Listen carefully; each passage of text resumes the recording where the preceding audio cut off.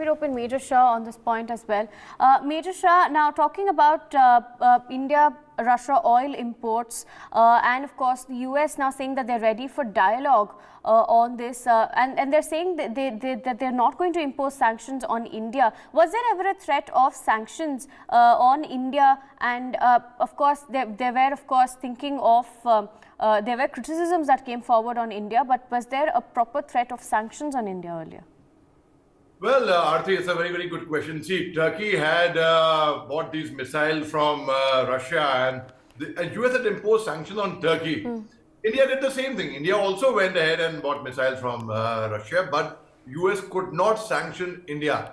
Now, the very fact that US had initially, when the war had started off, Joe Biden had said that, India's stance is shaky, unfairly, which wasn't. In fact, to which our foreign minister gave a very befitting reply that no, you can't call our stand shaky because of so and so reasons. And later on, in a very subtle manner, US played it down. And so the very fact today, as of today, India has a standing where even a superpower like United States of America requires India more than India would require America. The day, you can call it a coincidence or whatever, the way we administered over 1 million vaccines. Earlier, US had imposed sanctions on India's raw material for import-export of the vaccination. But the day we administered over 1 million vaccination, that very day the sanctions were opened. Whether it's coincidence or that it may be unrelated, but the very fact that sanctions were uplifted then and there. Now, coming back to the US oil, yes, US had initially expressed the displeasure that, on the one hand, India is buying cheap oil from Russia. Now, the very fact that US, in fact, Karen Donfried, the US Assistant Secretary of State for European and Eurasian Affairs, he's himself said that, we are comfortable with it. We have no problems. So US cannot afford to have a problem with India at the moment.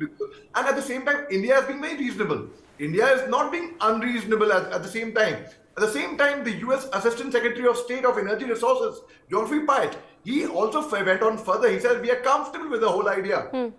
So the very fact that there have been a number of messages and signals from US that India is okay, because India, any country, Aarti, will look after their self-interest first. Because India is not a very rich country. Our people are not money is not growing on trees. They are not filthy millionaires.